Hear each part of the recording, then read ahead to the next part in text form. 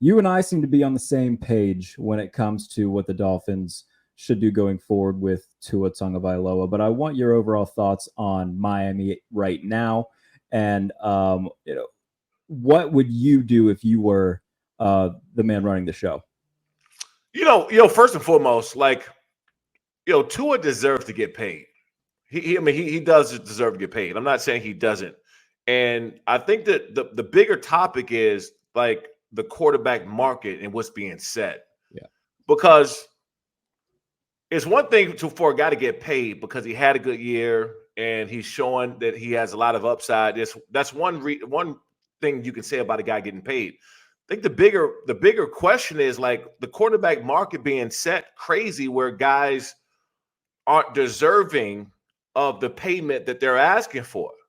I think that's really the biggest thing. So, after I seen Trevor Lawrence get the contract that he got, it makes it hard to say that now Tua doesn't deserve top dollar because I think that Tua is a better quarterback than Trevor Lawrence is, in my opinion. And so that it's just the quarterback market being set. And I said this before, and I was serious about it, that I love guys getting paid. Love that. But at some point in time, the PA or NFL PA, someone's going to have to step in and say, okay, enough is enough, right? You got the quarterbacks making 55, 60 plus a year, and your next best player may be making 30. Yeah. Right. So that part is where I think it's just really getting out of hand. And I think over the next calendar year, we're really going to see a team push back and say, like, dude, we love you. We're not giving you X amount of money, though. And I think that Miami could be that team. I think San Francisco with Purdy is going to be the one to really watch for, because if any team, if any coach can say, look, I've won with multiple quarterbacks and I've gotten to the Super Bowl with multiple quarterbacks, Brock, we're not giving you $55 million a year. We'll give you, let's say, 45 with the incentives to maybe earn up to $55 million a year. But, bro, we ain't giving you, that type of money. I do want to stick. Go ahead. No, I think it's happening right now with Dak. I think it's that is the weird one too, isn't it? Yeah, look, Dallas Cowboys fans, I know would never want to admit this, and this is not a shot at Dak by any means. But for him not to progress that team in his time there, and I don't care what type of regular season he's had in the past, because he tears it up. He shows off. He puts up those big numbers during the regular season. So that can't be argued. No one's arguing that at all. But we're not in this game. Guys don't play the sport to have great regular seasons. And he's shown you that he will have a great regular season, but will not take them further than that. With that being said, I think it's happening right now with Dak, and they really don't want to admit it, right? Because if anybody should be getting paid, it should be Dak Prescott right now off the season he's coming off of. Sure. But he's not paid. Why is that? I think that they're pushing back on those 60 plus, 65 plus numbers, million a year that he's looking for.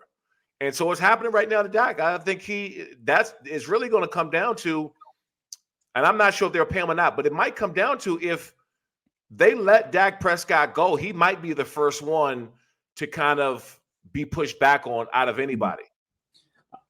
I'm glad that you brought Dak up, because I've had this running theory for the past 4 months. And that's that if he and Dallas don't come to some sort of agreement, and if Miami and Tua don't come to some sort of agreement, I would not be shocked whatsoever if we see 2025 Miami Dolphins quarterback Dak Prescott in that case. Especially, there's a lot of dominoes that have to fall between now and then. But if the Dolphins kind of hit that ceiling again in the wild card round, they can't win a playoff game. They're going to be looking at themselves and saying, all right, how often and how many more times are we going to kind of hit our head against this wall and expect different results?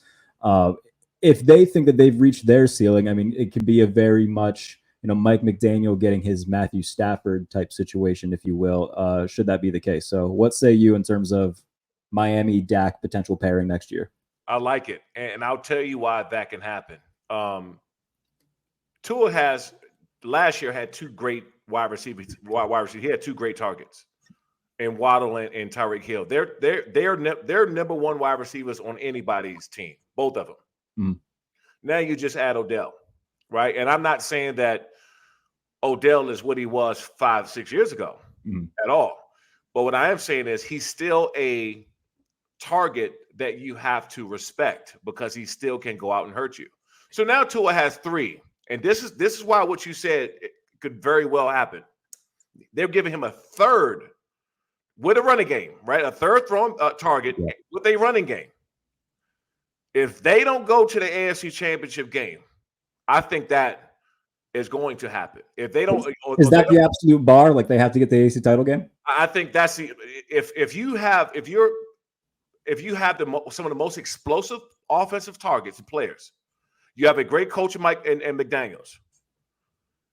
We're giving you all the targets, a running game, everything you're looking for, and you can't get deep in the playoffs.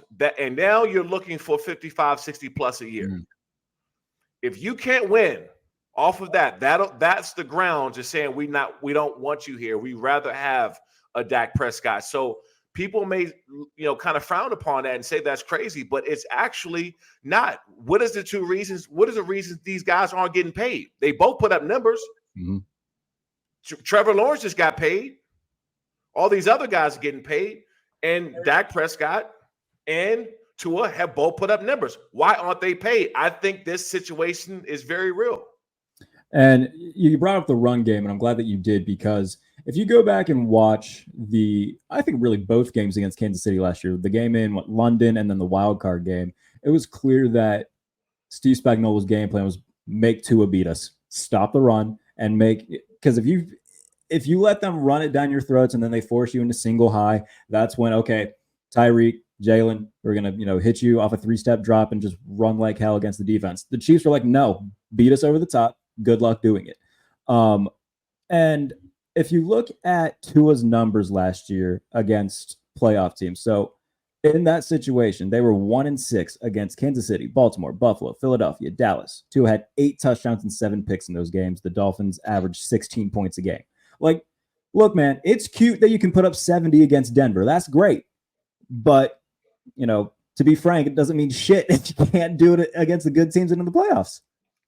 I said exactly what you said. See, the problem is because everyone knows I play for the Chargers, I still support the team. Sure. I'm still an analyst at the end of the day, so I'm not going to say something wild because I support the Chargers. If I didn't think Herbert was a good quarterback, I'd say I think he's not a good quarterback. I mean, simple as that.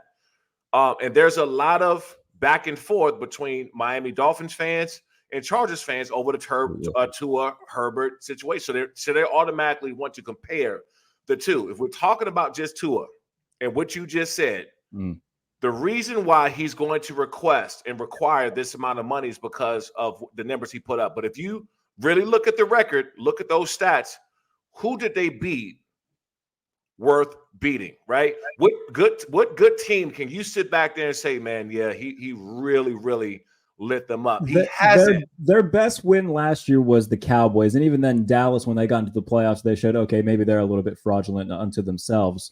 So there wasn't really a signature win there last year.